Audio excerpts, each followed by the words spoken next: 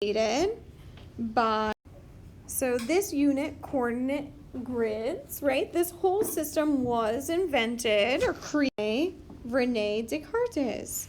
He was laying, the story goes, he was laying in bed sick and he looked up at the ceiling and there was a fly there and it was bothering him, right? Look up at our classroom ceiling and see how it looks like a coordinate grid.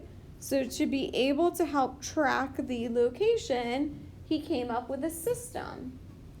And this system is still used today to track locations. We use it often in math, and in math, a plane is a flat surface that goes on forever in every direction. So in algebra, we often use the coordinate plane. Exactly.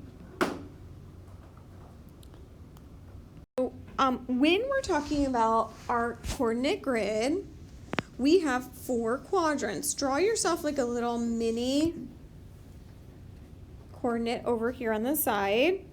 And the way we can remember the order of how they're numbered, we draw a giant C over it. Where your C begins is the first quadrant.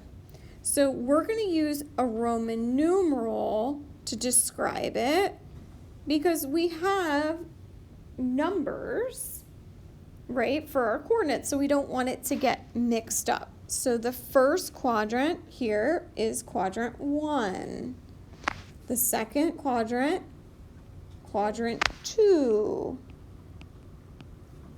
Then quadrant 3. And quadrant 4. Yep, you're going to use those Roman numerals, and students often say, do we have to use the Roman numerals? Yes, you have to use the Roman numerals, right? That's the way they're described in math, so you don't get it mixed up with your coordinates. And remember, our coordinate grid is where our x and our y axis meet. So let's label our x-axis and our y-axis. So really, it's 2 number lines, right? That's our x-axis and our y-axis that come together to form our coordinate plane. Now, the point where those 2 number lines meet, here in the middle, is called the origin.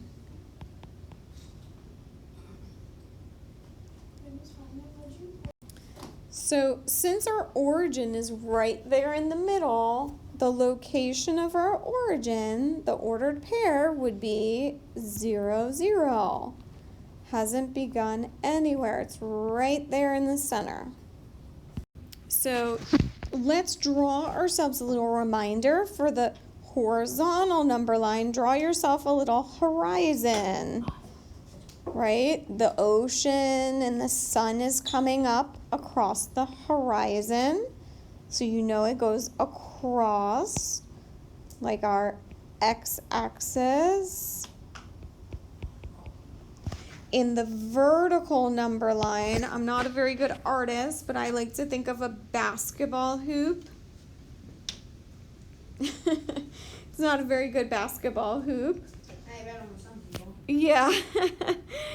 But it's our y-axis.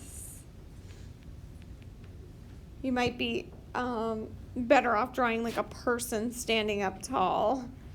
Right? Looking at their vertical height that they're jumping. Okay, our coordinates written in the parentheses are an ordered pair. Right? It's a pair. They go together and they tell you the order that you need to plot the point. And the order that they always go is x and then y. You can think x comes first in the alphabet and then y comes second. So coordinates describe the location of an ordered pair.